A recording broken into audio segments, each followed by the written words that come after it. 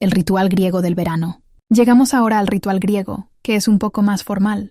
Es para 2 personas, que representan a Hermes y Flora, los dioses de las flores. Servirán las túnicas blancas hechas para el ritual egipcio, pero sin los cuellos.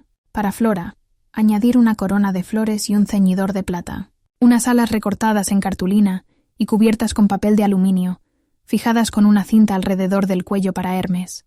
Si lo desea, puede hacer también un caduceo. Ver figura 31. Utilice como base un bastón de madera, haciendo un par de alas para la parte superior. Remátelo con una piña. Use cera de modelar para las serpientes, o también puede comprarlas de plástico en alguna tienda infantil. Póngalas en su sitio con cinta adhesiva y rocíelo todo con plata. Los colores del verano son el rosa, verde, dorado y azul. Coloque el altar ante las columnas y las mesas pequeñas delante de cada punto cardinal. Ponga una copa pequeña de vino en cada una y un trozo de pan o una torta de miel. Además, el sur debe tener un incensario con carbón encendido, pero no incienso. El oeste una planta, el norte un jarro de agua vacío y finalmente el este un espejo pequeño. Flora lleva una cesta pequeña con algo de incienso, una botella de agua y varias flores de distintas especies. Todos los altares deben tener velas centrales. Flora espera junto a la puerta mientras Hermes abre el templo. Se pone de cara al este y con el caduceo hace el signo de infinito. Hermes, en nombre del Padre de todos, Zeus, Señor del Olimpo, abro este templo. Concédeme a mí, tu hijo, mensajero de los dioses, el poder de abrir las puertas del verano y llenar la tierra de calor. Va al sur y hace el signo. En el nombre de Apolo, mi hermano, abro este templo. Concédeme a mí, tu hermano, el poder del sol para que pueda hacer madurar el maíz. Vaya al oeste y haga el signo. En el nombre de Poseidón, hermano de mi padre, abro este templo. Concédeme a mí, tu sobrino, el poder de los océanos para que pueda alimentar a la humanidad con sus frutos. Va al norte y hace el signo. En el nombre de Hades, hermano de mi padre, abro este templo. Concédeme a mí, tu sobrino, el poder de la tierra interior para que pueda dar sus riquezas a la humanidad. Va hacia Flora, la toma de la mano y la conduce alrededor del templo formando un círculo y luego hasta el este. Flora, Hermes, el de los pies ligeros, me has llamado y aquí estoy. ¿Qué deseas de mis poderes? Hermes, diosa del verano, comparte conmigo y con la tierra tu don de calor y dulce aroma. Ven conmigo a la puerta del sur y bendícela con tu presencia. La lleva al sur y aquí echa ella incienso sobre el carbón. Flora, bendigo esta puerta con el dulce perfume y el calor. Brillante Apolo comparte conmigo y con tu hermano el vino y el pan del sol. Hermes parte el pan y lo comparte con ella, también el vino. La conduce también al oeste. Hermes, dulce Flora, derrama tu amor sobre la vida de la tierra, bendice la puerta del oeste con la humedad de tu aliento. Ella vierte el agua sobre la planta. Flora, bendigo esta puerta con la humedad, gran Poseidón. Comparte conmigo y con tu sobrino el vino y el pan del oeste. Como antes, Hermes comparte con ella el pan y el vino. Luego la lleva hasta el norte. Hermes, bendita Flora, concede a la tierra los colores de tu belleza. Adórnala con el encanto y aviva los corazones de la humanidad. Poner las flores en un jarro. Flora, doy mis colores a la tierra. Que el verano reine como una reina. Hades, el de las cejas oscuras, abre la riqueza de la tierra y compártela con todos los hombres. Comparte también con nosotros el pan, el vino del norte. Se comparte el pan y el vino y Hermes conduce a Flora al este. Hermes, Flora, la de los pies ligeros, diosa del verano de piel dorada. Permítenos alabar al Padre del cielo juntos y pedir su bendición sobre la tierra. Unen las manos y levantan los brazos. Ambos. Gran Zeus, te alabamos, y por lo que antes te ofrecimos te pedimos la bendición del verano sobre la faz de la tierra. Permanecen silenciosos unos minutos. Hermes, hija de Zeus, dulce hermana, ¿no tienes ningún don para la puerta del este? Flora, para el este yo misma me doy, para ser una con la tierra y con todo lo que sobre ella vive. Dulce hermano, toma mi beso como don para el este. Se besan y comparten el pan y el vino. La corona de flores de ella está colocada sobre el altar como una ofrenda. Ahora dan la vuelta al templo. Hermes en el sentido de las agujas del reloj y Flora en sentido contrario, se cruzan en el oeste y siguen dando la vuelta hasta regresar al este. Flora va hasta el centro y Hermes cierra el templo. Hermes, con el poder de mi padre Zeus, cierro el templo. Damos nuestras gracias y bendición al grande. Va al sur. Con el poder del sol y de mi hermano Apolo cierro el templo. A ti nuestras gracias y bendición. Va al oeste. Con el poder de los océanos y mi tío Poseidón, cierro el templo. A ti nuestras gracias y bendición. Vaya al norte. Con el poder de la tierra interior y mi tío Hades, cierro el templo. A ti nuestras gracias y bendición. Vuelva al este y al centro. Hermes y Flora se besan y juntos apagan las luces. Lecturas recomendadas. Brennan J. H. Astral Doorways, Aquarian Press, 1980. Stewart, R. J. The Underworld Lidiation, Aquarian Press, 1985. Octavo mes. En niveles más profundos. Al publicarse el libro Astral Doorways, de J. H. Brennan, hizo furor entre los ocultistas, sobre todo porque era la primera vez que se presentaba ante el lector un trabajo verdaderamente práctico. Sigue siendo uno de los libros mejores y más llanos sobre el tema, y en contra de lo que quieren hacerle pensar los novelistas populares y los periodistas sensacionalistas, el camino de la magia es muy llano. Si ya lo ha leído, tal como le pedí en el último capítulo, tendrá una idea razonable de lo que significa el término astral. El primer capítulo vale tanto como 10 de los libros más espirituales sobre el tema. Muchas personas suponen que lo astral es un lugar, una localidad exótica, como Nueva York, Khartoum o Basingstoke. Lo es. Y no lo es. Lo es para los seres que tienen su existencia en ese nivel. No lo es para los seres como nosotros, que vivimos en otro nivel de percepción. Para ellos los fantasmas somos nosotros. Para nosotros, ellos son las figuras nebulosas de los sueños. A menos que utilice la imaginación, el plano astral le está prohibido, pues es la única puerta de entrada a la Tierra que hay más allá del puente del arco iris. Por desgracia empezamos a perder nuestros dones imaginativos, lo mismo que hemos perdido otros muchos talentos. El asesino es la palabra impresa. Los símbolos de la escritura se lo han llevado, pues gradualmente los vamos aceptando en lugar de las imágenes en el interior de la mente. La imaginación, la emoción y la energía son los talentos básicos que necesita un mago para triunfar en el sendero de la alta magia. Sin ellas, sería mejor que utilizara los sueños de segunda mano de la televisión. Algunas de las técnicas de Astral Doorways son peligrosas, y por eso utiliza ahora ese libro, tras varios meses de duro trabajo. No se deben tomar a la ligera, no tratarse como si fueran un videojuego que proyecta en la cabeza. Por eso le pedimos que lea el libro hasta el final, antes de empezar a utilizar las técnicas mágicas que contiene. Le recomiendo lo que dice el propio autor. Si encuentra algo horrible en lo astral, es porque existía ya algo horrible en su mente. Esto es cierto. No es toda la verdad, porque las cosas horribles existen ya en algunas partes de los niveles astrales, pero es la verdad en lo que concierne a un novicio. Este libro contiene las explicaciones más sensatas y sencillas de lo que es el astral y cómo puede utilizarse que se hayan publicado nunca. Le ruego que lo lea, lo utilice y pruebe los ejercicios incluidos, pues merecen la pena.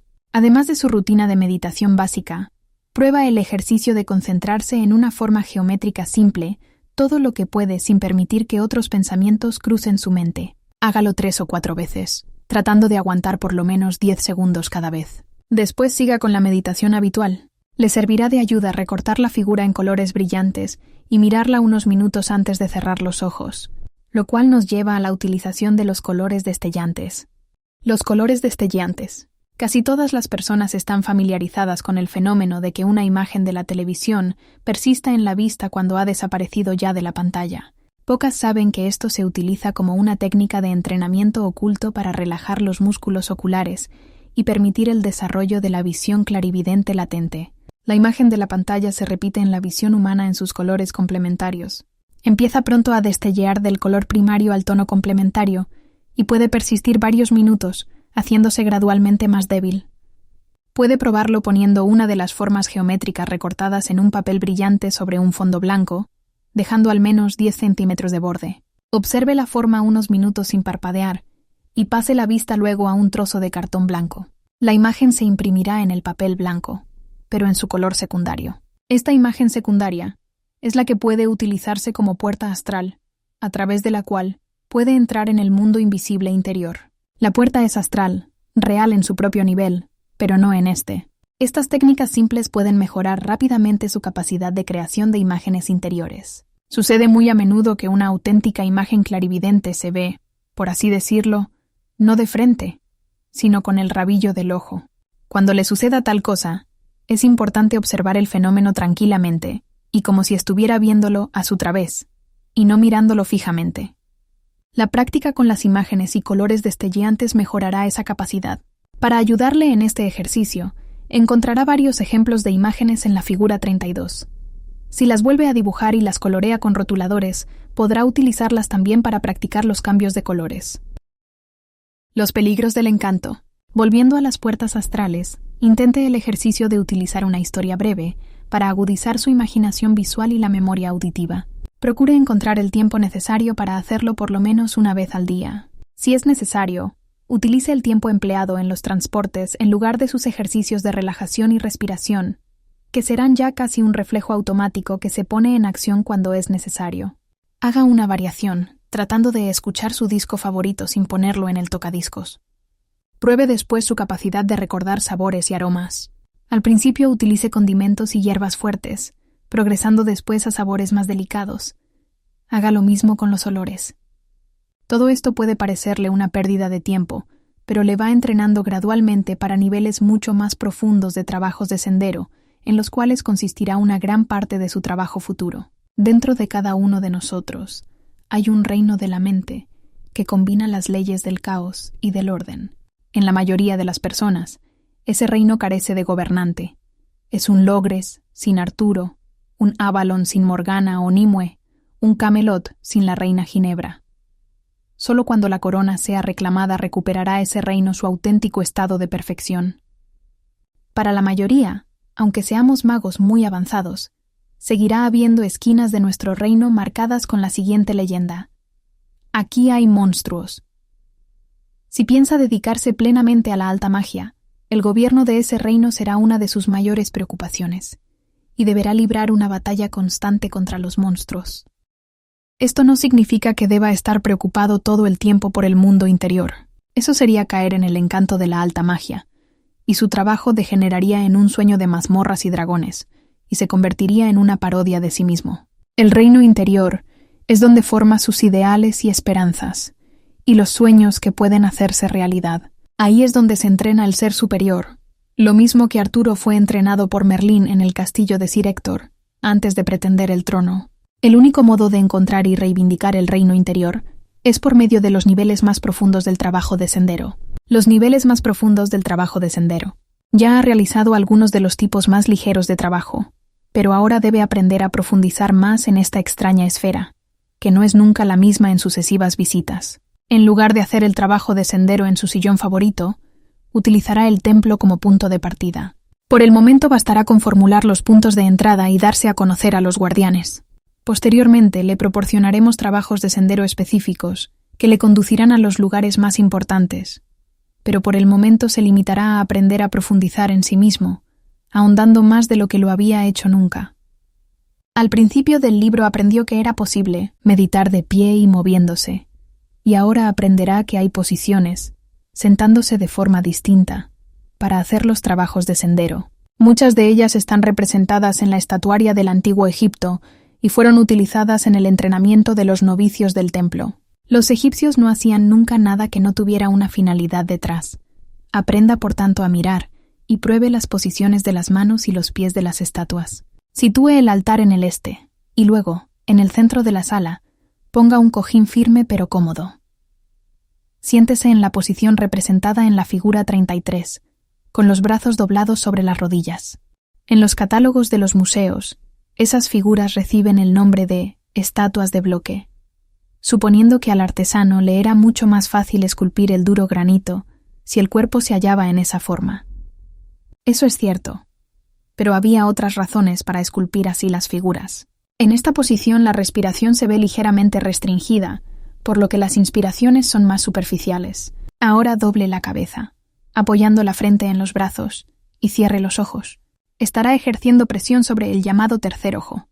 En realidad, el tercer ojo, o la glándula pineal para darle el nombre científico, se halla más en el interior de la cabeza, pues forma parte del sistema límbico o cerebro medio. Sin embargo, el centro de la frente es extremadamente sensible, y cualquier presión allí causa una reacción en la glándula pineal. Con la cabeza agachada, se tiende a respirar un aire menos oxigenado, lo cual, combinado con la respiración superficial y con la presión sobre el tercer ojo, produce un efecto ligeramente soporífero que profundiza la experiencia.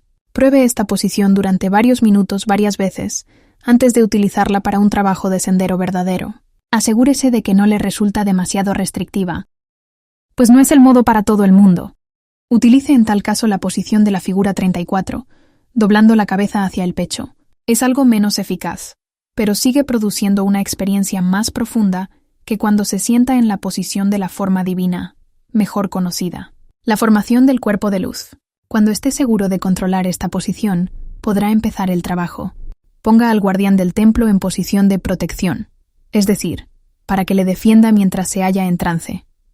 Adopte la posición y relájese, dejando que la respiración encuentre el nivel apropiado. Quizá pase de un trance ligero al sueño al final de la sesión. Es algo normal, e indica que el cuerpo se ha ajustado bien y se relaja a su manera. Proyecte en la mente la imagen de las columnas orientales y evoque la entrada a su reino interior. Al cabo de unos momentos, la mente subconsciente proporcionará una imagen de la puerta. Deje que se forme, sin intentar entrar todavía. Véala crecer y tomar forma. Cuando se haya formado plenamente, memorice los detalles y crúcela, llegando al paisaje que hay detrás. En la distancia verá una forma que se aproxima hacia usted, que se va acercando más y más hasta que puede verla claramente. Puede ser un animal, real o imaginario, o un ser humano. En cualquier caso, se trata del guardián de la puerta, y es leal hacia usted. Salúdele y pida que le devuelva el saludo. Mire ahora a la parte superior de la puerta y, mediante un acto de voluntad, grabe en el dintel el símbolo que eligió para la parte anversa de su pantacle. Con ese acto habrá afirmado que la puerta es suya. Dé a esta entrada el nombre de puerta real.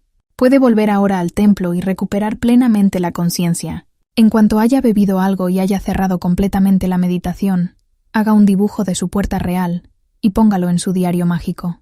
Pocos días después, repita el ejercicio con el altar en el sur y situado de cara a esa dirección. Siga las instrucciones como antes y deje que se forme la segunda puerta. Será muy distinta de la primera, pero una vez formada, y cuando usted y el guardián hayan intercambiado saludos, grabe su símbolo en el dintel. Dele el nombre de puerta del templo. Vuelva al templo, dibuje la puerta y salga. Repítalo en el oeste y el norte, dándoles respectivamente los nombres de puerta de la estrella y puerta de la búsqueda. Asegúrese de que todos los guardianes le conocen y de que todas las puertas llevan su símbolo. No forme las 4 puertas en un periodo de tiempo demasiado breve. Una puerta cada 3 o 4 días es suficiente. Cuando lo haya hecho, estará ya preparado para entrar en su reino. Siéntese de cara al este y forme la puerta y su guardián. Cuando esté dispuesto, cruce la puerta real. Recibirá un manto y un cayado. Con ellos puede iniciar la exploración. Recuerde que aún no gobierna en esta tierra y que primero ha de ser probado. Resista todas las tentaciones de encandilarse con esta parte de su entrenamiento. No es un videojuego ni una película de fantasía. Está mirando un paisaje que refleja el estado de su ser interior. Si hay monstruos, criaturas malignas, volcanes y eriales, es porque así es su ser interior. Tendrá que aprender a transformarlo. ¿Cómo transformarlo? Tendrá que aprender a hacerlo. Yo puedo llevarle hasta las puertas de su ser, pero no puedo cambiar ese paisaje. Solo usted puede hacerlo. Trabaje en todas las puertas, lentamente y con precaución. Hágalo durante un mes. Déjelo un tiempo, para que todos los cambios que ha logrado se filtren hasta este nivel. Cuando aparezcan en el nivel físico, tome las notas pertinentes y póngalas con las demás. Al trabajar de este modo, está utilizando el cuerpo astral, y ya sabe que su personalidad mágica se ha estado fortaleciendo tranquilamente con el trabajo de cada mes. Pero hay otra forma que utilizan algunos magos, el cuerpo de luz. Algunos piensan que es lo mismo que el cuerpo astral, pero en realidad es muy distinto. El astral es una forma etérica común a todos. La personalidad mágica se adquiere mediante la práctica y la concentración. El cuerpo de luz es construido deliberadamente para un fin, y otro término que se utiliza para designarlo es el de Kowan. No se forma fácilmente. Algunos no lo consiguen nunca, o al menos no plenamente. Y una vez que se ha formado puede ser perturbador y necesita ser controlado. Siéntese en la posición de la forma divina, como si fuera a meditar.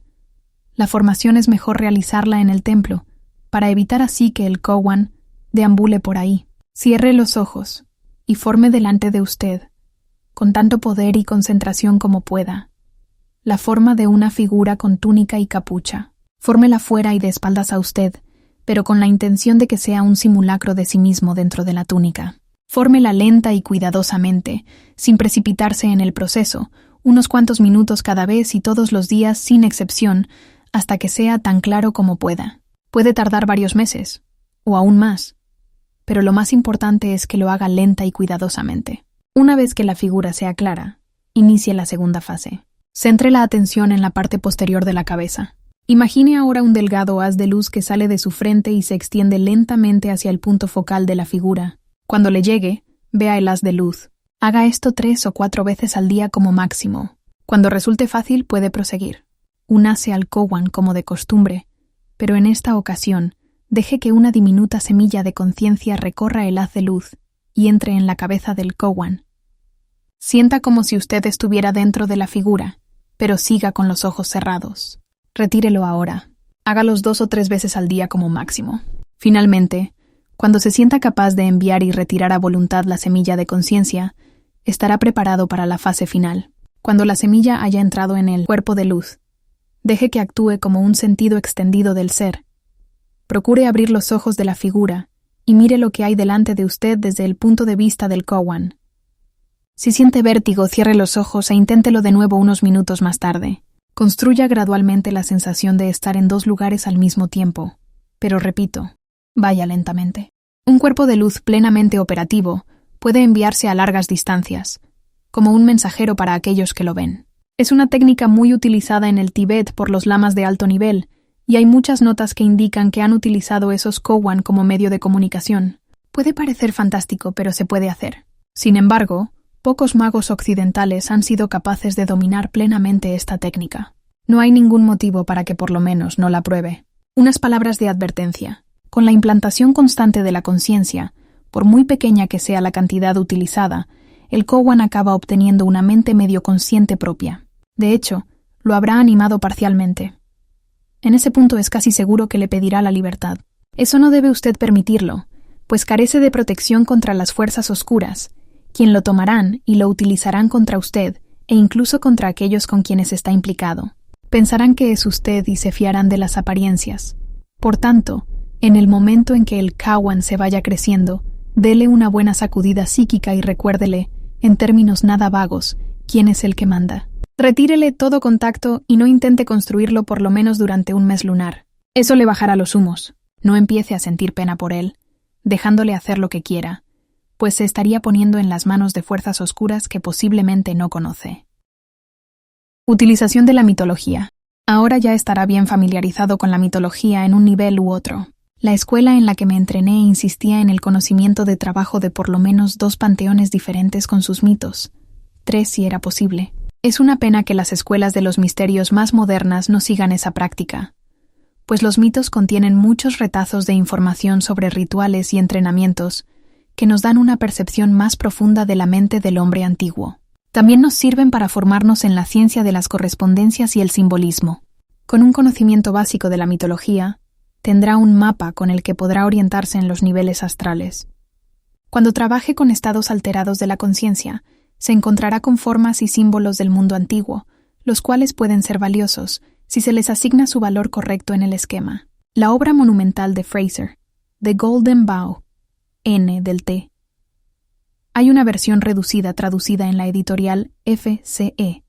Es la mejor fuente de material, pero en su estado original se compone de varios volúmenes. Sin embargo, hay varias versiones reducidas que le proporcionarán todo lo que necesita. Solo una mirada le bastará para entender lo semejantes que son todas las religiones. Hay una verdad básica que las recorre a todas. Parece haber un punto central de verdad absoluta, de la que emana toda fe. A cada raza le llega el profeta, o el sabio o el dios sacrificado que más conviene a sus necesidades del momento. Conforme vaya leyendo, empezará a ver los ecos de las religiones de los misterios en las fases actuales del mundo. Los viejos mitos no son historias de hadas que se contaban cuando el mundo era joven, sino pequeños fragmentos de verdad que han sido muy distorsionados con el transcurso de eones, pero la partícula que permanece en el centro es tan verdadera como lo fue siempre. Muchos relatos continuistas, como los trabajos de Hércules, la historia de los argonautas, los viajes de Ulises y la historia de Teseo y el Minotauro, son siempre ciclos de iniciación. Representan los múltiples niveles por los que ha de pasar un sacerdote o sacerdotisa antes de llegar al más alto nivel de su vocación. Siempre que encuentra el sufijo eus o eo, puede estar seguro de que el portador de ese nombre es en realidad un hombre o mujer, sometidos a pruebas de naturaleza larga y severa. Este eus es el nombre del rey de los dioses, Zeus, y a su sabiduría y cualidades divinas aspiraban los sacerdotes. Teseo y el Minotauro. Uno de los mitos más difíciles de revelar es el de Teseo y el Minotauro. En resumen, la historia es la siguiente. Teseo fue uno de los héroes legendarios, aunque parece estar basado en una persona real del mismo nombre. El Eo le identifica como uno de los que buscan una forma superior de conciencia. Tuvo muchas aventuras antes de la conocida historia de su batalla con el Minotauro, pero finalmente acabó ofreciéndose como parte del sacrificio anual enviado como tributo al rey Minos. Las víctimas eran conducidas a un laberinto y devoradas allí por el Minotauro, mitad hombre y mitad toro. Sin embargo, Teseo conquistó el corazón de Ariadna, la hija del rey, y ésta le entregó una madeja de hilo para que pudiera encontrar la salida del laberinto, y una espada para que matara al Minotauro. Una vez muerto el monstruo, los dos amantes escaparon a la isla de Naxos. Allí, Dionisio se le apareció en un sueño al joven príncipe, y le dijo que abandonara a Ariadna y zarpara. El dios se llevó entonces a Ariadna al Olimpo, y la convirtió en su esposa. Tales son los hechos desnudos de la historia, pero examinémosla ahora con detalle. Por su nombre, Teseus, sabemos que estamos ante alguien que sufre una iniciación que implica un estado de conciencia alterado. Podemos pensar en Minos como en el lado más terreno de Teseo, y en el Minotauro como en su lado más bajo. Los hombres sabios del pasado utilizaban muchas maneras para empujar a un hombre hasta la enseñanza, incluyendo parábolas en las que utilizaban los nombres de personas reales y acontecimientos pasados. Por eso, aunque Teseo y Minos fueran reales, en esta historia son utilizados como símbolos de una enseñanza más compleja y profunda. El Minotauro, de cuyo nombre forma parte el de Minos, es la parte bestial e inferior del hombre, cuyos deseos son incontrolados hasta el punto de la degradación del acto sexual. Se decía que el Minotauro era hijo de Pasifae, esposa de Minos, y del dios toro local. El que un ser sea medio hombre y medio animal tiene un simbolismo. Si el cuerpo es de hombre y la cabeza de animal, significa que predomina la parte más baja del hombre. Cuando es al revés, el aspecto superior de la mente razonante se eleva por encima de lo bestial. Cuando también tiene alas, como en el toro alado, entonces la mente se ha elevado hacia los dioses. Hasta ahora en nuestra historia, tenemos un iniciado que aspira a un grado superior, en que han de ser purificados los deseos terrenales, no abandonados, sino purificados en todos los niveles. Esos niveles incluyen el inferior, el hombre toro, el hombre ordinario, Minos, el iniciado, Teseo, y tenemos también el ánima superior, Ariadna. Ese ánima, con la sabiduría femenina, proporciona al iniciado la madeja del hilo, o vínculo consciente entre todos los niveles, y una espada, la voluntad entrenada. Armado con ello, el iniciado entra en el laberinto, la experiencia ritual de la iniciación superior, y se enfrenta a su ser más profundo y oscuro. Mata, esa parte de sí mismo, la transmuta mediante la espada de la voluntad, y entonces, como un ser completo, encuentra el camino que le saca de la oscuridad y le lleva a la luz. Pero la iniciación no ha terminado. Primero debe abandonar parte de su totalidad recién encontrada. Ariadna debe ser ofrecida a Dionisio, la chispa divina. Este acto final de sacrificio del ser, Dionisio era una de las formas divinas sacrificadas, produce la iniciación última, la total unicidad con la divinidad. ¿Quién dijo que la mitología era aburrida? La utilización del arte y la poesía. No todos los mitos son restos de rituales. Algunos son simples relatos que han sido embellecidos con los años, pero que siguen teniendo una chispa brillante de verdad en su núcleo. Si busca y estudia, aprenderá siempre algo útil. El mito no es el único medio de buscar en el pasado las pistas de un antiguo entrenamiento oculto. El arte y la poesía también pueden ser útiles. Los pintores han utilizado desde hace mucho tiempo el simbolismo para hablar, a través de los siglos, a quienes saben cómo interpretar los signos. Muchos de los viejos maestros eran hombres de gran conocimiento, parte del oculto, y dejaron en su obra muchas pistas que mostraban en dónde estaban sus simpatías. Lo mismo cabe decir de los constructores de las grandes iglesias europeas, que son en sí mismas historias labradas en piedra. Le recomiendo el libro The Hidden Art de Fred Gidding. Tradicionalmente, los poetas han tenido entrada en el mundo del espíritu. Si lee The Rime of the Ancient Mariner de Coleridge, podrá encontrar los arcanos mayores. En realidad, como la de Teseo, se trata de una historia iniciática. Walt Whitman, Longfellow, Thoreau, Byron, Tennyson, Shelley, Keats, Yeats y A.E. Todos ellos se pueden abrir las puertas de su mundo interior con la llave de plata de la palabra escrita. Lo único que tiene que hacer es introducirla y girarla. Todo esto puede llevarle a pensar que lo oculto es algo maravilloso, excitante y misterioso, y es todo eso, pero no del modo que puede pensar. El costo es alto por lo que se refiere a tiempo, concentración, estudio y, por encima de todo, dedicación al ser. Algunos de los magos famosos del pasado han sido representados como reclusos que vivían en habitaciones pequeñas y semioscuras, deteniéndose apenas para comer, o como altivos y egoístas. Todo eso es cierto, pero usted apunta al camino medio. El mayor peligro al que ha de enfrentarse es el de la vaciedad encantada, caer en la trampa del encanto de lo oculto. El camino de la alta magia no es atractivo, es largo y duro, y pocos lo recorren de cabo a rabo. Se dice que los magos nacen, no se hacen.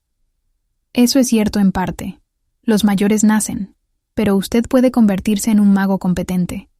Pero solo si pueden evitar las numerosas tentaciones que se presentarán en el camino, incluyendo la de hablar con todo el mundo sobre lo que está haciendo. ¿Recuerda el señalador de libros, el primer ejercicio de este libro que tuvo que hacer? Cójalo, mírelo, lea las palabras, piense en ellas. ¿Todavía las tiene en cuenta? Mientras las recuerda, haga un nuevo propósito. Los templos necesitan descanso. Ha hecho ya 2/3 partes del trabajo del año. Es el momento de dar un descanso al templo. Límpielo bien, lave las cortinas, cierre la puerta y déjelo descansar 2 semanas. Ha trabajado duro, en realidad más que usted. Podrá ser inanimado, pero ha recibido muchas cargas mientras usted practicaba su arte. Convierta en una norma el darse a sí mismo y al templo un mes de descanso al año. Divídalo en 2 partes de 2 semanas si lo prefiere, pero hágalo. Usted y el templo se sentirán mejor. El ritual cabalístico del otoño. Ha llegado el momento de ver los rituales del otoño. Un tiempo de cosecha, de recoger lo que ha sembrado durante el año. También es tiempo de almacenar para la marea de limpieza del invierno, cuando se elimina todo lo que no es ya necesario.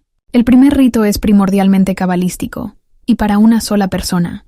Ponga 4 mesas pequeñas en los puntos cardinales, y los candeleros en medio, tal como se ve en la figura 35.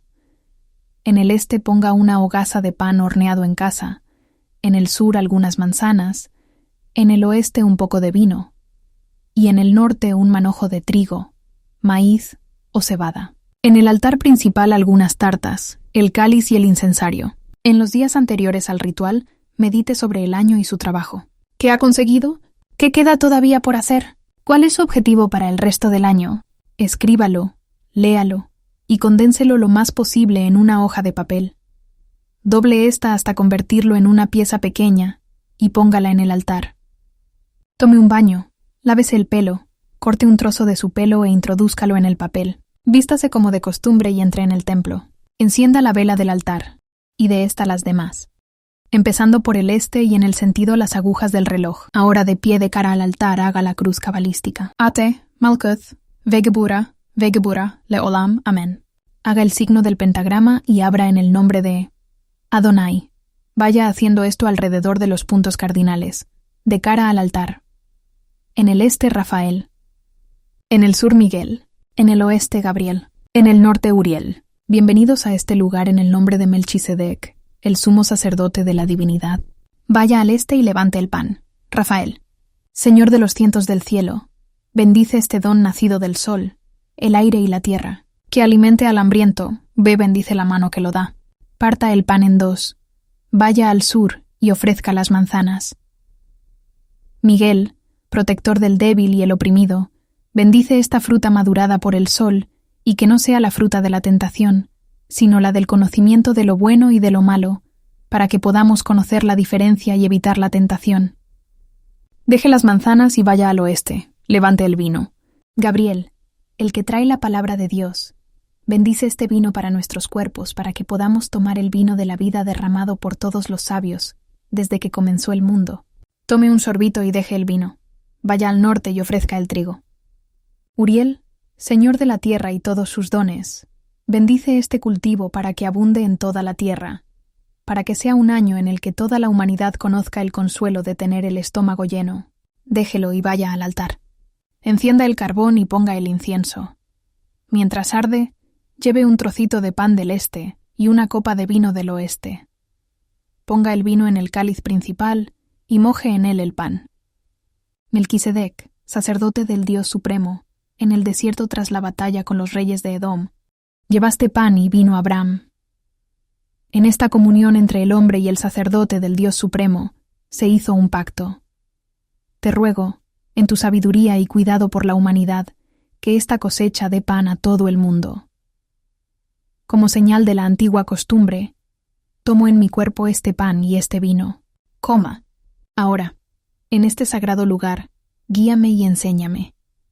Muéstrame cómo utilizar mi conocimiento para el bien. Ayúdame a crecer en sabiduría. Bendíceme. Bendice a aquellos que comparten mi vida. Bendice a quienes trabajan conmigo. Y bendice a los seres invisibles que están conmigo en este lugar. Bendice al guardián de este templo y a los elementales que trabajan conmigo. Bendice la casa y la tierra sobre la que está construida, que sea una puerta para el amor. Tome el cáliz, vaya al este, moje un trozo de pan en el vino y póngalo sobre la mesa. Haga lo mismo alrededor del templo. Vuelva al altar y coja el pelo. Esto es un símbolo de lo que seré en este año y lo que espero conseguir en el futuro. Esta es mi oferta de mi ser. Échelo en el incensario y vaya hacia el este. Bendito sea Rafael, que ha sido mi amigo y mi compañero. Vaya al sur. Bendito sea Miguel, que ha sido mi protector y mi escudo. Vaya al oeste. Bendito sea Gabriel, que ha sido mi consejero y mi maestro. Vaya al norte. Bendito sea Hiel, que ha sido mi suministrador y mi fuerza. Benditas sean todas las criaturas que comparten esta tierra conmigo. Benditas sean las cosas que crecen y las rocas que hay bajo mis pies. Cierre ahora el templo en el orden inverso. Declare verbalmente que el templo está cerrado. Apague las velas, salvo la del altar, que debe dejar aproximadamente durante 1 hora. Por la mañana, eche a los pájaros el maíz, las manzanas y el pan. Vierta el vino en el jardín. De este modo la bendición es ofrecida a todo lo que tiene vida. El ritual celta del otoño. Este ritual es para 4 personas. El mayor, que lleva un incensario ya encendido. El cazador, que lleva una flecha de plata.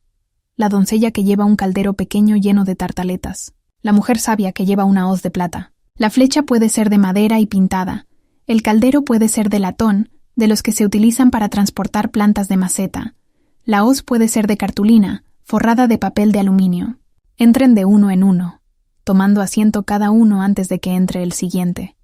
El mayor al este, el cazador al sur, la doncella al oeste y la mujer sabia al norte. En el altar hay sal, agua, una copa de vino y una espiga pequeña de maíz. Cada uno coloca su símbolo en la mesa que tiene al lado. Entonces el mayor se levanta y enciende las velas colocadas junto a cada punto cardinal, utilizando un cirio y tomando la llama de la vela del altar central. Una vez hecho eso, vuelve al este. Se sientan todos meditando tranquilamente sobre la espiga de la cosecha que hay en el altar. Al cabo de unos minutos, habla el mayor. Mayor, el tiempo de la cosecha está aquí, el maíz está alto, y debemos dar las gracias a Ceriducen, la madre tierra, por cuidar de nosotros. ¿Cómo podemos hacerlo? Cazador, cazaré una cierva blanca para ella y la pondré en el altar. Doncella, recogeré miel, moleré cebada y haré tortas para ella. Mayor, Cogeré el muérdago sagrado y hierbas fragantes, y las quemaré para complacerla. ¿Qué más podemos ofrecer a Ceridwen, la madre tierra? Cazador. Cazaré para ella el jabalí y decoraré el altar con sus colmillos. Doncella. Cortaré mis cabellos y los ataré alrededor de su árbol sagrado. Mayor. Compondré para ella una dulce canción y la tocaré al arpa. ¿De qué otro modo podemos honrar a Ceridwen, la madre tierra? Cazador. Puedo ofrecerme a mí mismo en su altar. Doncella. Puedo ofrecer mi virginidad a su servicio. Mayor. Puedo ofrecer mi corona de bardo a otro y bajar por ella a Anulen. Mujer sabia. Se acerca al altar. Yo soy a quien llamáis. Soy yo a quien ofrecéis esas rosas. Pero no me ofrecéis lo que yo más deseo. Va al este. El quemar incienso aromático es placentero, pero mucho mejor es ver crecer las dulces hierbas, o que curen al enfermo.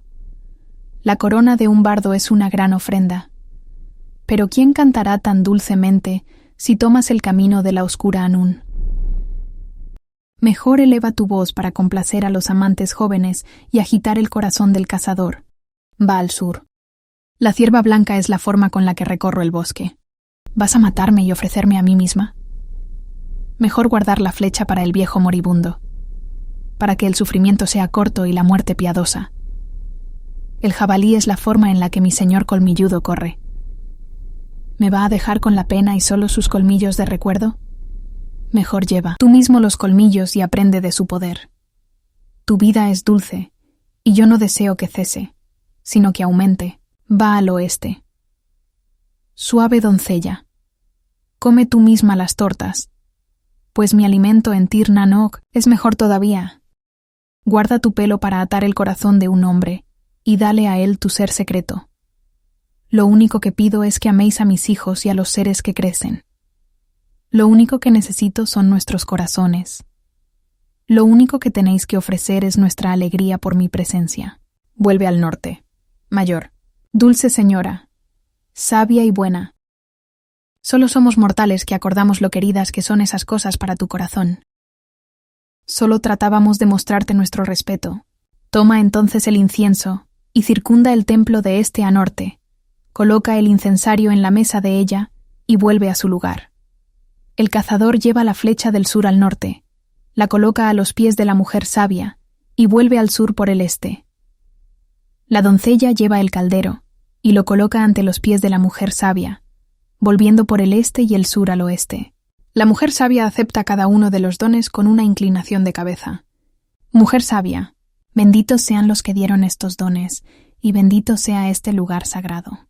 Toca cada don con la hoz, que el humo que se alza llene las oraciones y los sentimientos hacia arriba, hasta el ser cósmico.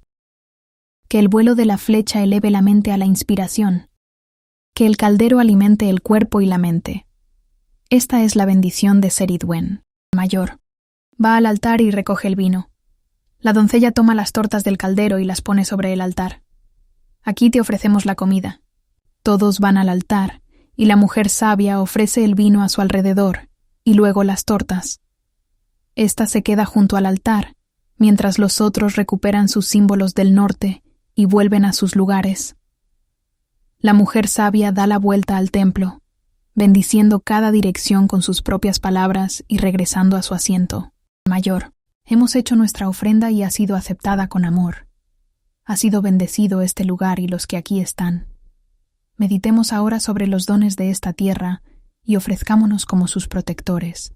Todos meditan unos minutos. Mujer sabia, que la bendición de Ceridwen sea sobre la tierra.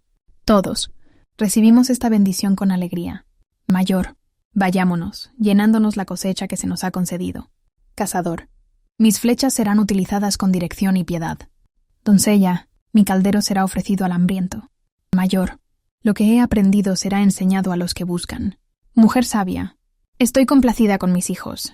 Se apagan todas las velas, salvo la del altar, y se van todos, dejando a la mujer sabia, quien se queda un rato, dejando que su personaje del altar, Ceridwen, se desprenda lentamente.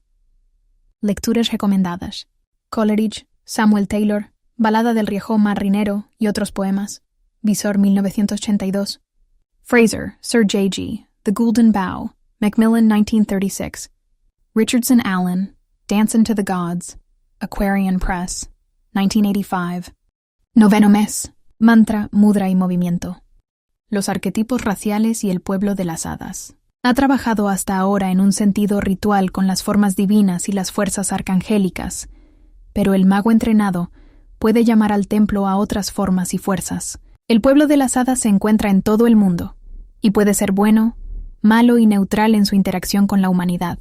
Pero veamos primero las grandes formas que aparecen dentro de las almas raciales de grupo, y aprendamos a utilizarlas dentro del círculo sagrado.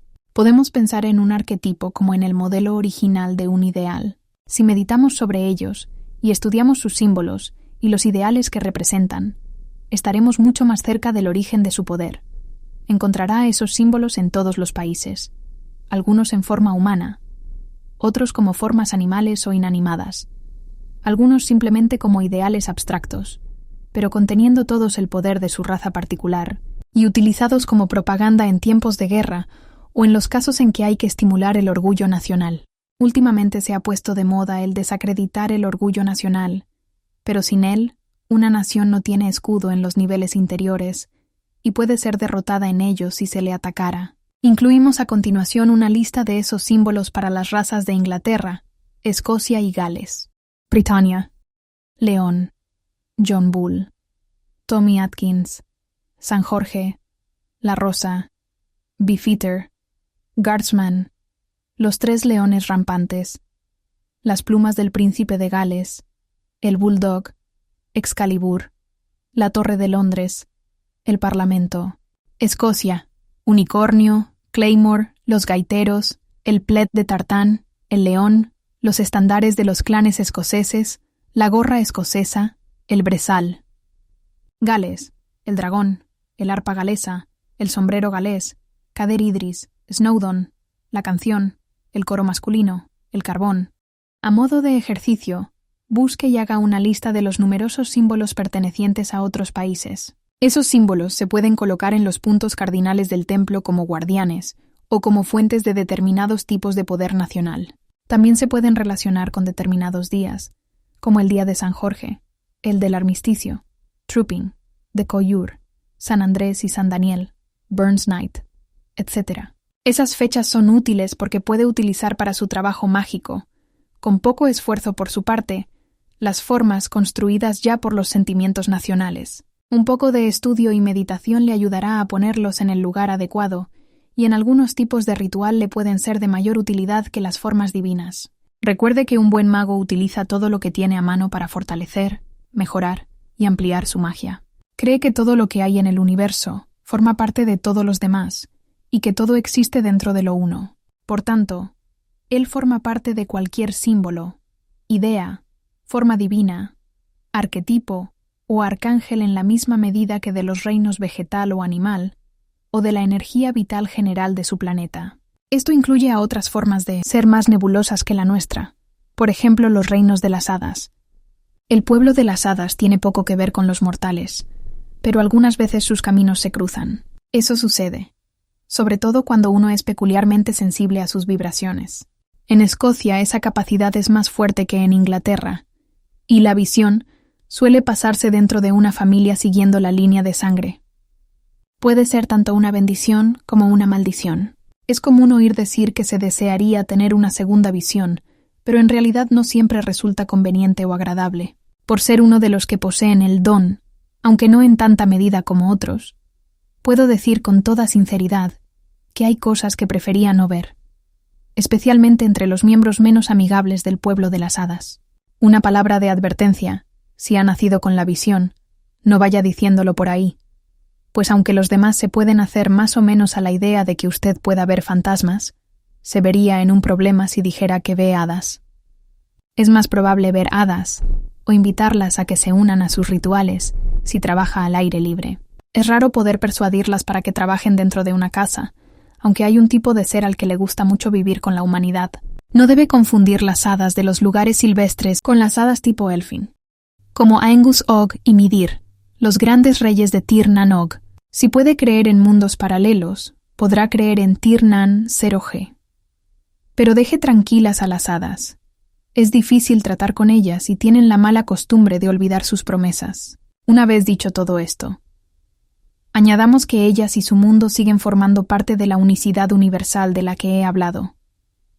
El mago cree implícitamente que es una parte importante de esa unicidad, que puede tocarla, ser uno con ella, comunicarse con ella e influirla, y ser influenciado por ella. Y ahí es donde entra la astrología. La astrología natal en el templo. Son tan numerosos los libros que se han escrito sobre astrología que basta decir aquí que un mago competente debe conocer al menos los rudimentos necesarios para hacer una carta, y después los elementos básicos de la interpretación. Al mismo tiempo, no debe permitir nunca que las estrellas rijan su vida. Indican tendencias, o el posible resultado de determinada situación, pero no son acontecimientos irreversibles. Pida que le haga una carta a un astrólogo competente, y si puede permitirse el gasto, siga su progreso durante un periodo de 3 años, pues tendrá así una base amplia sobre la cual trazar sus planes. Incluyo algunos nombres en el sumario. Eso no significa que crea que son los únicos buenos astrólogos de por aquí, solo que tengo experiencia personal de su trabajo, y considero que es excelente. Pregúntele por la declinación de los planetas en su carta, pues así sabrá lo que hay por arriba y por abajo del horizonte. Puede utilizar esa información para un tipo de meditación o ritual distintos de los que ha hecho hasta ahora. Conócete a ti mismo. Tal es la máxima con respecto a la cual se esfuerzan por vivir todos los ocultistas, sean magos o místicos. Tal es el objetivo del gran ritual cabalístico cuya intención viene dada por su nombre: el conocimiento y la conversación del santo ángel custodio. En otras tradiciones tiene otros nombres, pero este es el mejor conocido. Ese ritual exige más conocimiento y experiencia de los que ha podido obtener en un año, pero puede empezar por utilizar esa intención en un cierto tipo de meditación. Le exigirá toda su capacidad de imaginación creativa y hasta el último gramo de concentración que posea. Deberá hacerlo por fases. Prepárese con los ejercicios habituales de respiración y relajación y empiece después la visualización. Imagine que se halla de pie en el espacio profundo. Al principio solo puede ver unas débiles estrellas. Después aparece gradualmente a su alrededor un gran anillo brillante, y luego otro exterior a él. Cuando este doble anillo sea perfectamente claro, debe rodearle a la altura de la cintura, pero parecerá estar a alguna distancia de usted, dando la impresión de tener un gran tamaño. Cuando todo esto esté claro, empezará a ver líneas de fuerza que emanan de su cuerpo, ver figura 36A. Esas líneas de fuerza fluyen hacia afuera, hasta el doble círculo, dividiéndolo en 12 secciones. Por el momento es el punto máximo al que puede llegar en la meditación. Permanezca un rato mirando el círculo seccionado y vuelva después al estado plenamente consciente. Practique esta combinación de meditación y trabajo de sendero hasta que haya recibido su carta astral. Cuando conozca su carta y la posición de los planetas, podrá pasar a la fase siguiente. Construya la escena como antes. El aro se forma primero como un solo círculo, formando después a su alrededor el anillo exterior.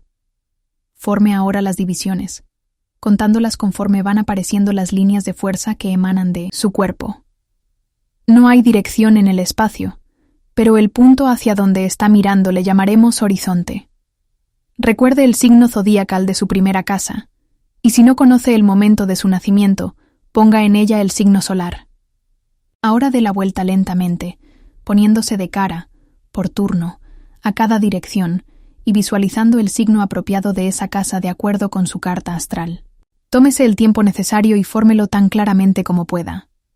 Puede tener en la carta un signo interceptado. Si es así, colóquelo exactamente en el lugar que ocupa en la carta. Si su visión creativa es lo bastante buena, puede tratar de alinear las líneas de fuerza en el grado exacto de las casas, pero no se preocupe si no puede conseguirlo. Deje simplemente que se forme la carta, dando 30 grados a cada sección. Mantenga fijamente esa imagen y medite sobre ella. Así era el zodíaco cuando usted nació. Mire cada casa, girando al hacerlo. Piense en lo que sabe de cada signo y cada casa. Eso basta por ahora. Recupere el estado de plena conciencia y escriba las cosas que ha entendido sobre su zodíaco. Ahora, durante unos días, haga un estudio de su plan natal y del significado de las casas y los signos, y cuando lo haya hecho entregue a la memoria la situación de cada planeta, tal como está colocado en su carta. Cuando pueda recordarlo todo, vuelva a hacer la meditación, empezando como siempre en la constitución de los anillos y las líneas de fuerza, y recorriendo todo el zodíaco. Esta vez póngase de cara al signo y la casa en el que tiene lugar su sol natal. Piense en la influencia que tiene esto sobre usted. Busque el planeta Mercurio y compruebe lo cerca o lo lejos que está del Sol. Busque a Venus y Marte en donde sabe que deberían estar de acuerdo con su carta. Piense siempre en la influencia que tienen sobre usted trabajando desde ese área. Muévase gradualmente hasta haber situado cada planeta en su signo y casa correctos. Ver figura 36b. Eso es suficiente. Vuelva ahora al estado de plena conciencia y escriba lo que ha aprendido. Dejando un día entre cada meditación, siga practicando durante el resto del mes. En cada ocasión trate de aprender un poco más sobre el modo en que cada planeta actúa sobre usted desde su casa y signo natales. En los días que no medita, estudie su carta y lea un buen libro de astrología para mejorar sus conocimientos. A mitad del mes, busque las declinaciones de los planetas y en la ocasión siguiente visualícelos no en un nivel unos con otros, sino tal como realmente están, uno bajo el horizonte y otros por encima. Ver figura 36c. Ahora empezará a sentir su influencia, ahora empezará a conocerse a sí mismo. Cuando lo haga realmente bien, puede construir otro zodíaco encima del primero, en el cual progresarán los planetas, para que pueda observar cómo están ahora en comparación con su posición en el momento de su nacimiento. Es una meditación continuada que puede utilizarse para observar astralmente el estado de su carta en un momento dado. Puede desarrollarse todavía más, convirtiéndose en un ritual en el templo con ayuda de algunos elementos escenográficos caseros. En una cartulina negra, dibuje el perfil del sol, saliendo rayos de él. Haga lo mismo en otra cartulina, pero con la forma de una luna creciente. Recorte cuidadosamente las formas utilizando una cuchilla afilada. No utilice tijeras, pues estropearía el perfil. Ver figura 37. Ahora haga patrones de los otros signos planetarios: Mercurio, Venus, Marte, Júpiter, Saturno, Urano, Neptuno y Plutón. No deben tener una altura superior a los 15 centímetros. Doble hacia atrás los lados de la cartulina para que los patrones se sostengan de pie. Ver figura 38. Con más cartulina, blanca esta vez. Haga 12 cuadrados de aproximadamente 30 por 30 centímetros, trazando en ellos con un rotulador grueso los signos del zodíaco, ver figura 39. Utilizando como ayuda su carta natal, disponga el templo del modo siguiente. Lleve el altar al este, pues no lo necesitará para este trabajo. Coloque ahora los signos alrededor del templo en un círculo, tal como estaban trazados en su carta astral, empezando por el signo de su ascendente en el este, no su signo solar, a menos que desconozca el momento exacto de su nacimiento, en cuyo caso tendrá que utilizar su signo solar. En el sur estará su signo de mitad del cielo, en el oeste el signo descendente, y en el norte el nadir. Los otros signos se colocan en medio en la posición que ocupan en su carta. Necesitará 9 velas con candeleros firmes. Colóquelos detrás del signo donde indica su carta que estaban situados en su nacimiento, y ponga delante la tarjeta del planeta apropiado, para que la luz brille a través y pueda ver con comodidad el planeta y el signo.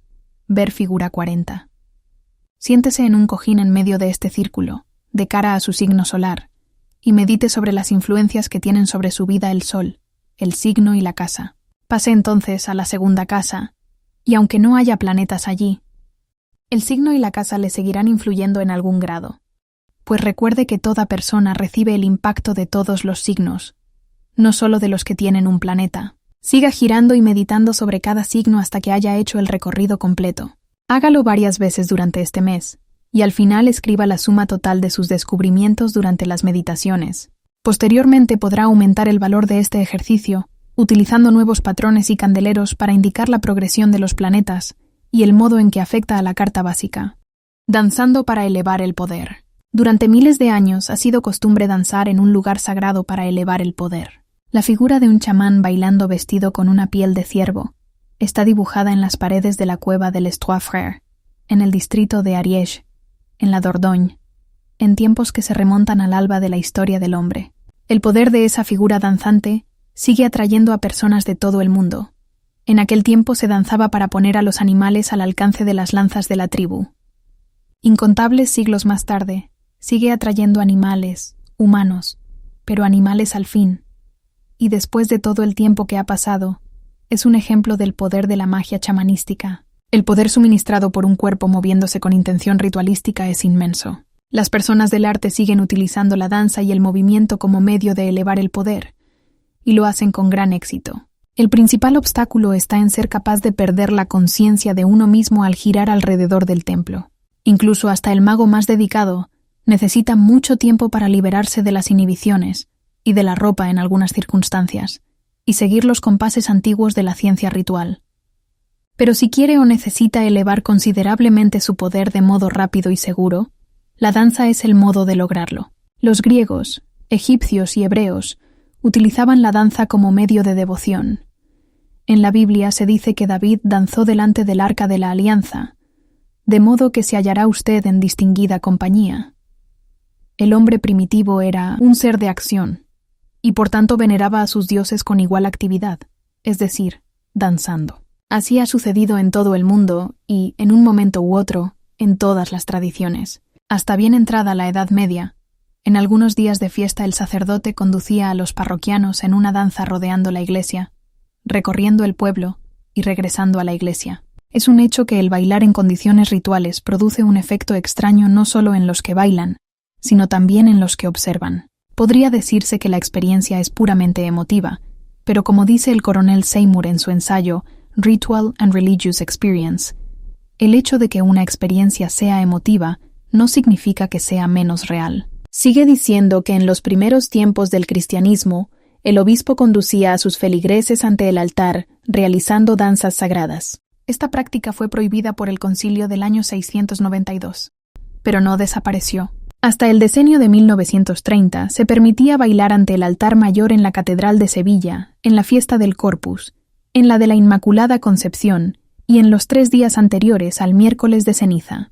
No puedo dejar de pensar que la Iglesia actual haría bien en permitir danzar un poco ante el altar. Si obtiene un ejemplar de los apócrifos y pasa a los Hechos de San Juan, encontrará allí un ritual completo que es danzable y que podrá utilizar en su templo con resultados excelentes.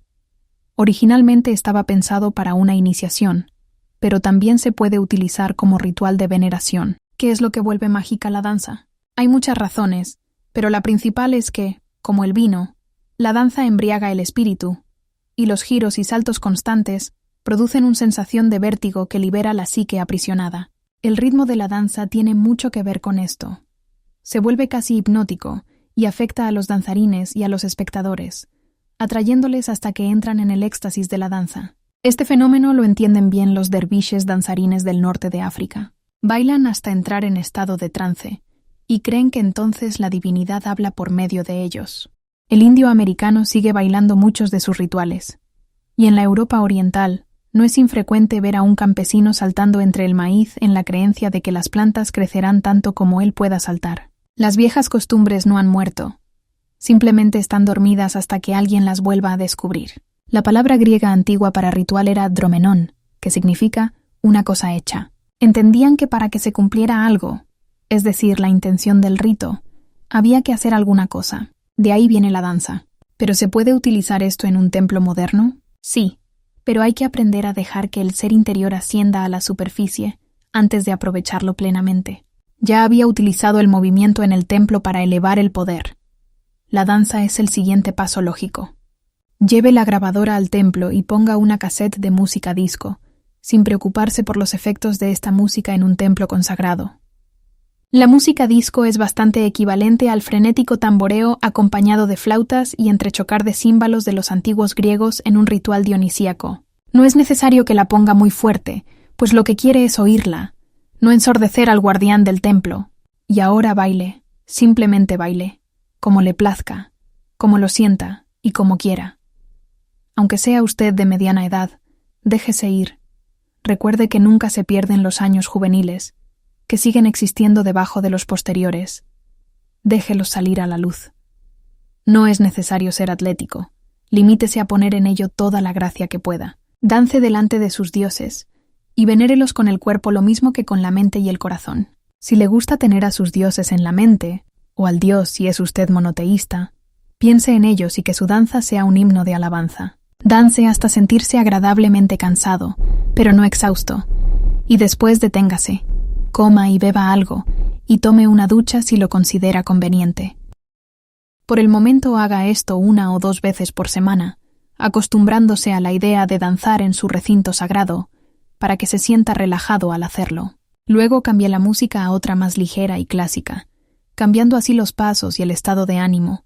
Baile luego con una intención en la mente, para estar ejecutando realmente un ritual. Utilícelo primero solo como una forma de alabanza y veneración, y pruébelo después como una forma de petición, danzando lo que desea. Después elaboré sus propios pasos básicos para los diferentes tipos de ritual. Pateos y saltos vigorosos para conseguir valor y espíritu emprendedor, un paso más ligero para las intenciones más suaves. Puede utilizar las medidas de gesto y movimiento de los egipcios para los rituales de conocimiento, y los pasos con saltos para las mareas crecientes de la primavera y el verano. Si tiene la posibilidad de ver danzas, en el escenario o en la pantalla de televisión, hágalo, pues eso le dará ideas que podrá utilizar. Si un hijo va a clase de danza, no le dé vergüenza pedirle al profesor que le enseñe algunos pasos básicos de danza griega. Le sorprenderá agradablemente descubrir lo fácil que resulta. Cuando esto se haya convertido en una segunda naturaleza para usted, podrá dar el paso siguiente. Quítese la ropa y baile desnudo. El cuerpo humano no tiene nada vergonzoso. Es la pieza de ingeniería más hermosa que conoce el hombre. Quizá el suyo no se parezca demasiado al de John Travolta, ni tenga las líneas de Bo Derek, pero sigue siendo bello en cualquier condición y edad. Por tanto, desnúdese, dance y sienta la música entrando en su cuerpo, desde los dedos de los pies a los de las manos. Que Dios o los dioses le recorran y sean uno con usted. Hasta que lo haya intentado, nunca sabrá lo bien que se puede sentir cuando haya dejado atrás todas esas ideas estúpidas y danza ante sus dioses, con el conocimiento pleno de su propia divinidad. Cuando pueda hacer esto sin sentirse avergonzado o en una situación embarazosa, podrá elevar con la danza un cono de poder. Cada vez que abre el templo invocando ciertas formas divinas o a los arcángeles a los puntos cardinales, de hecho está elevando un cono de poder. Pero sí, por ejemplo, puede abrir su templo para un ritual griego utilizando un modelo de danza en cada punto cardinal, y luego alrededor del templo, tendrá un cono de poder doblemente poderoso para trabajar. Al aire libre, elevar el poder de este modo es mucho más seguro y positivo que invocando a los puntos cardinales. Dicho sea de paso, no tiene que bailar al aire libre totalmente desnudo, aunque puede hacerlo si lo desea, si el lugar es lo bastante oculto y si el clima lo permite, condición esta última que en Gran Bretaña es bastante improbable. Si trabaja en grupo, baile encogidos de las manos y moviéndose primero en una dirección y después en otra, o los hombres mirando hacia adentro y las mujeres hacia afuera, o en una danza laberíntica en la que el líder danza en un círculo cerrado y luego otro abierto. Todos son modos aceptables de elevar el poder. Para un ritual al aire libre en grupo, ver mi libro Los primeros pasos en el ritual. Partiendo de lo anterior, podrá idear sus propios movimientos rituales. No tenga nunca miedo a probar algo nuevo, pues si no se hubieran hecho pruebas no habríamos llegado tan lejos. Al danzar está imitando la gran danza del zodíaco, de la creación y de la evolución. Mantra y mudra.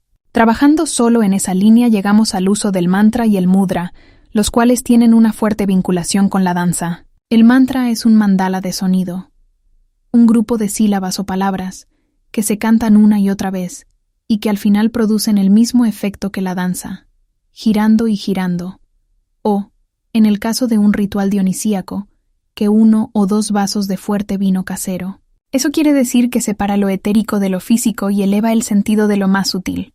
Probablemente, el mantra mejor conocido es Aum Mani Padme Aum, seguido de Hare Krishna, Hare Rama, pero en Occidente también tenemos mantras, utilizados sobre todo por la Iglesia Católica. El mantra tiene un papel básico en la magia, pues forma parte del concepto de la palabra creativa causa de todas las cosas que son. A efectos mágicos, la palabra y el dios o los dioses que la pronunciaron son la misma cosa. Puede considerarse como esa parte del creador o creadora primordiales en el que todos, y toda la vida, tenemos nuestro ser. Por tanto, la repetición de un mantra induce en nosotros un vínculo de sonido con el principio del universo. Al liberar la mente de lo físico, el mantra puede formar parte de los preparativos de un ritual, especialmente si las palabras se relacionan con la tradición o con el propio ritual. Un mantra No lo forman solo un grupo de palabras, pues una sola de ellas, o el nombre de una forma divina, se pueden repetir hasta obtener un trance. Puede utilizar su nombre propio. Alfred, Lord Tennyson, el poeta victorioso, utilizaba este y lo consideraba un medio muy eficaz de conseguir un estado de conciencia alterado. Todo esto se relaciona con lo que ya ha aprendido sobre el sonido y su uso en el templo, y sobre el descubrimiento y uso de una nota corporal. Debe aprender algo también sobre el sistema pitagórico de los números y el modo en que se relaciona con los sonidos, y particularmente con la música. Ya le he hablado de la importancia de la voz, lo que se relaciona de nuevo con el uso del mantra, lo mismo que los ejercicios diarios de respiración que ha estado haciendo regularmente, porque los ha estado haciendo regularmente. ¿No es cierto? Hay otro aspecto del poder del mantra que se le puede haber escapado pero que afecta a toda su vida. Los eslóganes políticos se basan en el poder del mantra en la misma medida que los cantos del lama tibetano. Otro aspecto de esto es el anuncio publicitario que no puede sacar de su cabeza. A principios de los años 60, una pasta dentífrica se anunciaba en las pantallas de televisión con una cancioncilla totalmente estúpida, y 20 años más tarde casi todo el mundo recuerda que se asombrará de cómo desaparece el amarillo cuando se cepilla los dientes con Pepsodent. Tal es el poder de una frase repetitiva, y tal es el poder del mantra. Mudra. El mudra consiste en el uso del gesto, las manos y el mimo, el uso de las manos en las danzas hindúes, que tan gráficamente describen las vidas y amores de sus dioses. Los danzarines Huta de Hawái, que hablan con las manos, utilizan mudras. Otro ejemplo son las manos orantes tan bellamente representadas por Durero. Los gestos ritualizados utilizados en la misa mayor nos vienen de las ceremonias cristianas primitivas, y en las pinturas de los viejos maestros se pone un gran énfasis en las manos y los gestos. Muchas pinturas representan a los santos con un dedo colocado sobre los labios y un pie ligeramente avanzado. Es un mudra cuya postura y gesto indicaba que la persona así representada había conseguido determinados avances. El dedo en los labios era un signo muy utilizado por los antiguos egipcios. Otro mudra bien conocido es la pose del Shiva danzante, y la de Mercurio, situado ligeramente sobre un pie, como si fuera a volar. Cuando deja la varita o la espada mágica está utilizando un mudra, lo que quiere decir que se está moviendo con una intención y utilizando el gesto para decir algo. Volviendo a la misa mayor católica, si la observa cuidadosamente podrá distinguir toda una serie de mudras hermosos, graciosos y extremadamente poderosos. Saque de la biblioteca un libro sobre mimo y estúdielo, realizando los gestos a modo de ejercicio. Procure elaborar usted mismo algunos ejercicios de mimo. Practique utilizando los instrumentos mágicos sin cogerlos realmente. Luego siéntese y trate de formar con los dedos y las manos varios símbolos, meditando sobre cada uno de ellos brevemente. Un libro sobre filosofía ninja le proporcionará toda una serie de mudras sobre los que trabajar, lo mismo que un libro de fotografías de ballet. No olvide nunca que la observación es un instrumento mágico tan importante como el cáliz o la espada. También hay mudras para la defensa psíquica. Corno el doblar el pulgar sobre los dedos medios, extendiendo el índice y el meñique a modo de cuernos. Y mudras insultantes, como el dedo colocado en la nariz, el dedo índice acusador, que utilizamos todos los días. Observe cómo utiliza la gente las manos y los cuerpos, pues le indicará muchas cosas. Si le interesa aprender más sobre el tema, lea Qianuaching, de Desmond Morris. Le dará mucho que pensar, aunque quizá le haga llevar las manos en los bolsillos durante algún tiempo. La adivinación en el templo. Llegamos ahora al uso de la adivinación y la magia talismánica en el templo. No voy a entrar en el uso ordinario del cristal, el I Ching, el tarot o la geomancia en el sentido usual. Quiero usarlos como instrumentos del templo, refiriéndome a su uso dentro del recinto sagrado. Todo mago debe llegar a ser experto en al menos una forma de adivinación, y a ser posible en dos. A usted le corresponde elegir. El cristal es lo que más suele utilizarse en un momento u otro, pero no todo el mundo lo puede utilizar. Yo no puedo utilizarlo, pero sí un cuenco de agua, una reserva de tinta, o incluso la palma de mi mano con una luz brillando sobre ella. No se decepcione, por tanto, si el cristal no le funciona. Pruebe variaciones sobre el tema y tendrá suerte. El simbolismo de las cartas del tarot es bastante fácil de aprender, pero los niveles más profundos exigen tiempo y esfuerzo. El libro de W. E. Butler. Cómo desarrollar la clarividencia. Es bueno para los principiantes en el uso del cristal, y el Manual Práctico del Tarot, de Emily Peach, es el mejor para uso de principiantes y avanzados por lo que respecta a ese sistema. Como adición a este último libro, profundice también en la cábala. El I Ching es una forma de adivinación antigua y valiosa, lo mismo que la geomancia, pero es muy difícil llegar a dominar esos métodos. Puede probar con las runas. El libro de Tony Willis, The Runic Workbook, es una excelente introducción a las runas y su historia. Con independencia de lo que elija, recuerde que se trata de una herramienta para el templo como cualquier otra. Utilícelo en la vida cotidiana, pero aprenda también a desarrollar su poder dentro de la logia. Por ser los más conocidos, utilizaremos el cristal y el tarot como ejemplo. Si utiliza otro método, trate de adaptarlo a las sugerencias siguientes. Adivinación por el cristal. Ya tiene los elementos negros que hizo para el espejo mágico, y los puede utilizar ahora para la adivinación con cristal en el templo. Prepare el lugar del siguiente modo. Cuelgue el espejo de la pared oriental, y ponga en la occidental la cubierta negra, de tal modo que al mirar al espejo, solo puede ver negro detrás de usted. Delante del espejo coloque una mesa con un paño negro, y sobre ella el cristal, con una vela entre este y el espejo. Póngase el tocado negro y siéntese ante el cristal y el espejo. Relájese e inicie los ejercicios respiratorios, manteniéndolos hasta que se sienta dispuesto a empezar. Mire profundamente el cristal y contacte con él. Ahora mire el espejo y asuma la forma divina de Thoth si es hombre, y la de Isis si es mujer. Atraiga la forma sobre usted con toda la fuerza que pueda y sienta que desciende a su asiento. Invoque a Dios o a los dioses para que pueda ver claramente y con verdad. Ahora puede proceder de dos maneras. Puede hacer la pregunta al cristal y mirar al espejo esperando la respuesta, utilizando su propio rostro para la adivinación. O hacer la pregunta al espejo y esperar la respuesta en el cristal. Personalmente prefiero el segundo método, pues significa que hace la pregunta a la forma divina asumida y busca la respuesta dentro de su propia psique, en la superficie reflectora del cristal. Espere tranquila y pacientemente a que se forme la imagen. Quizá no aparezca objetivamente en el cristal, y lo haga ante su visión interior, o quizá aparezca en una forma muy simbólica. Tenga cerca un lápiz y un pequeño bloc, y anote la esencia de lo que haya visto. Si tiene valor para ello, y se necesita mucha audacia, puede pasar del cristal y pedirle a la forma divina que le muestre la respuesta a la pregunta reflejada en el espejo delante de usted. Con respecto al cristal, hay algunas cosas que debe tener en cuenta. 1. Nunca mire detrás de usted. Y 2. Una vez que inicie el proceso debe terminarlo. Esto no es algo que haya que intentar para hacerse el valiente. Con suerte saldría de esa situación con una taquicardia y un terrible dolor de cabeza. Le aseguro que por poca capacidad mediumnística que tenga, obtendrá posiblemente una apariencia real. Si desea sacar el mejor partido del cristal, déjelo en el templo sin tapar el máximo tiempo posible, pues absorberá la influencia del templo sobre el alma y durante ese proceso se refinará.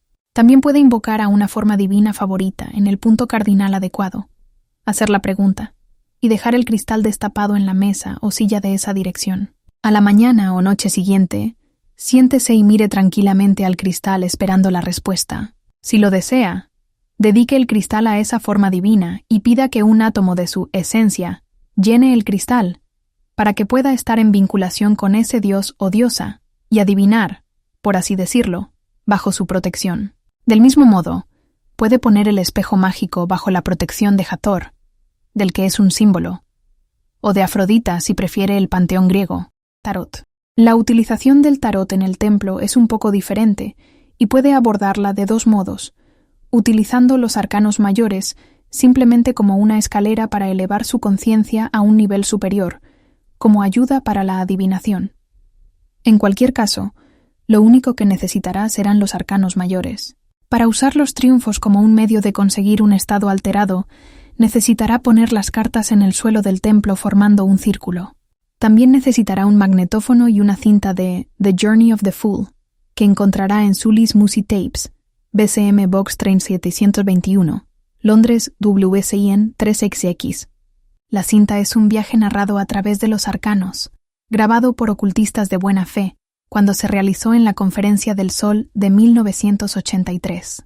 Cuando se hable de cada triunfo, sitúese delante de él y escuche con intención, el templo solo estará encendido con la luz del altar, y se habrá realizado una apertura apropiada antes de poner la cinta.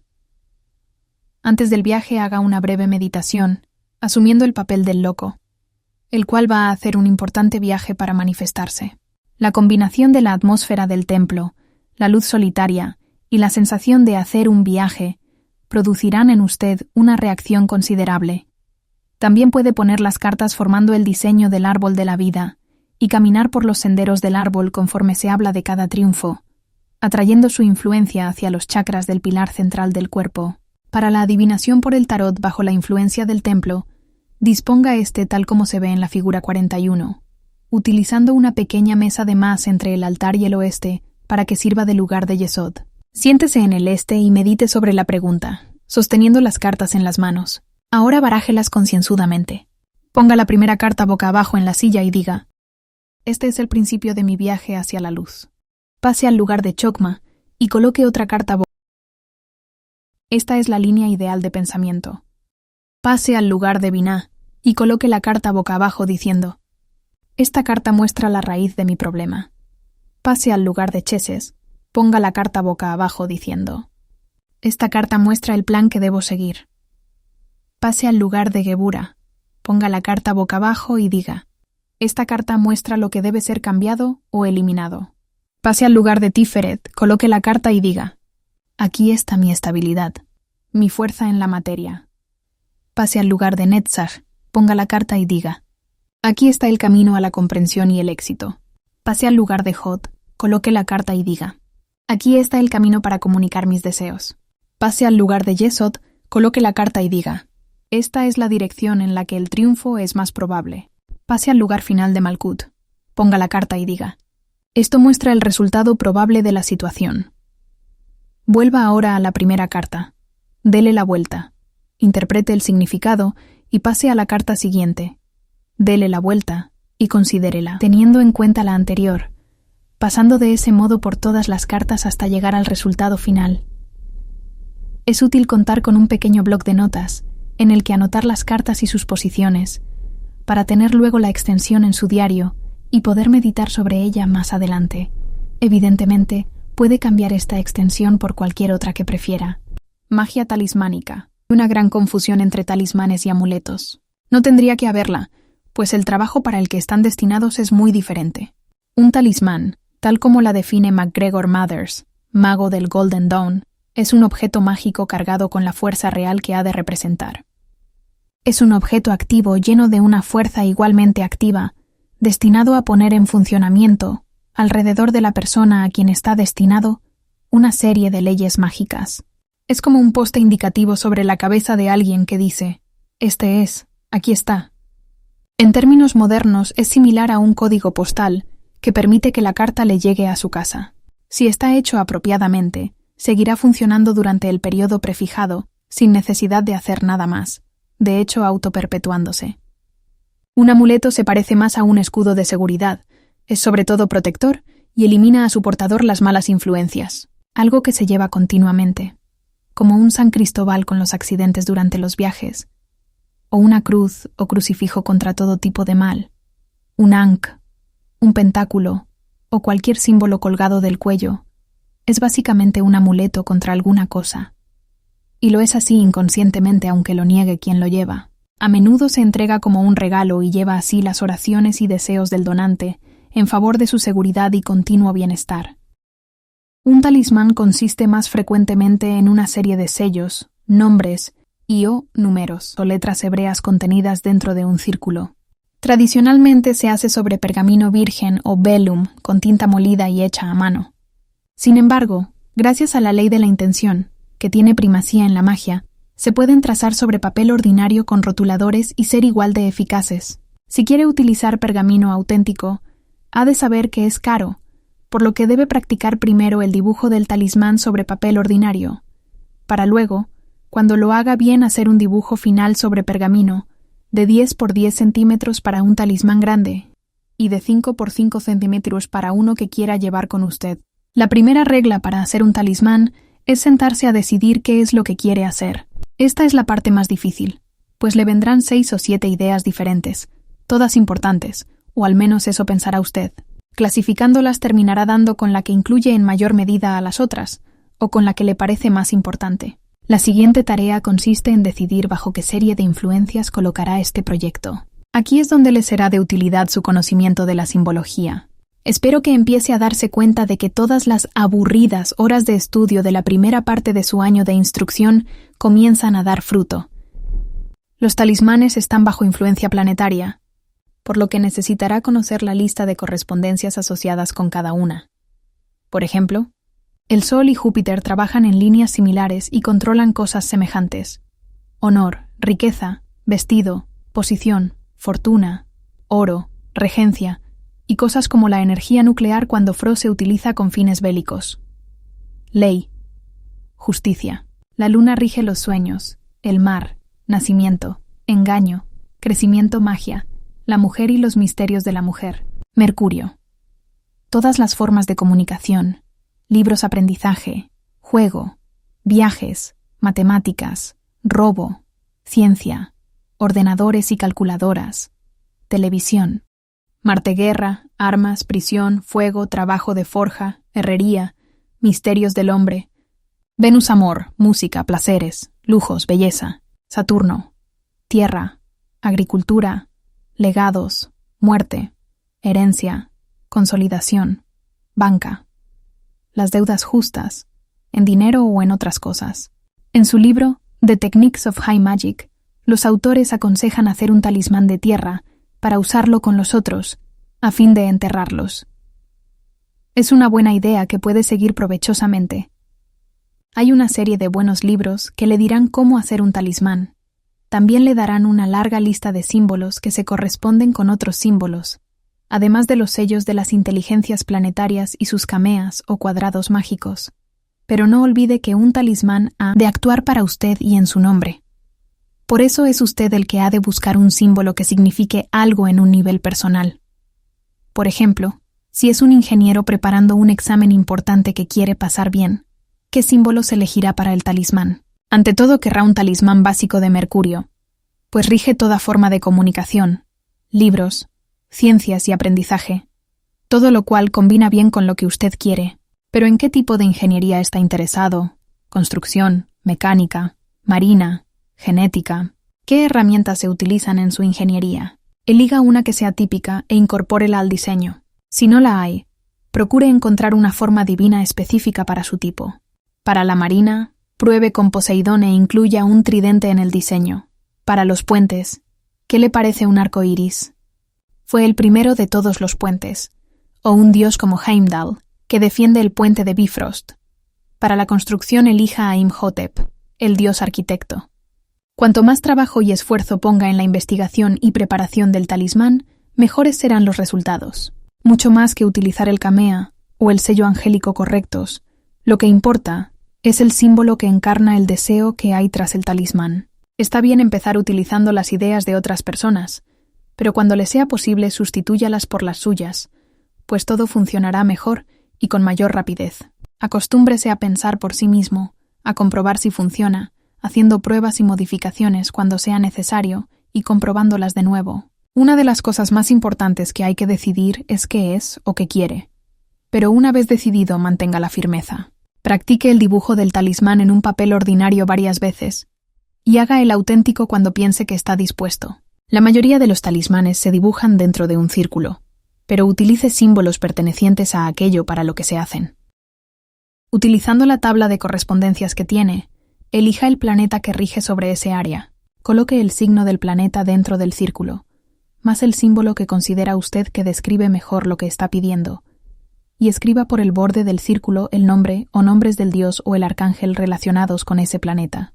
Tome entonces las iniciales de su nombre propio y primer apellido, y haga un sello con ellos. Para eso escribe primero las 2 letras y después vaya reduciendo gradualmente el número de trazos necesarios para hacerlas. Ver figura 42. Redúzcalo lo que pueda y se convertirá en su sello personal. Le significará a usted en todos los niveles. Ponga ahora ese sello dentro del círculo junto con los demás símbolos. Utilice un color diferente para cada uno, o si lo prefiere, un color relacionado con cada uno de los planetas concernidos. En todas estas combinaciones puede encontrar las líneas de cada letra. Dé la vuelta ahora al talismán y dibuje un círculo alrededor del borde. Ahora tendrá que sellar su círculo mágico. Hay varios sellos tradicionales que encontrará con sus cuadrados mágicos y sellos en la figura 43. Puede utilizar cualquiera de ellos para sellar su trabajo o idear su propio sello. Se trata, nuevamente, de cómo piense que debe ser la imagen simbólica de un sello. Una llave, una puerta cerrada, 2 espadas cruzadas, el signo de stop de la circulación, un ojo cerrado. Si quiere añadir un toque de fantasía, dibuje un sello de tipo animal.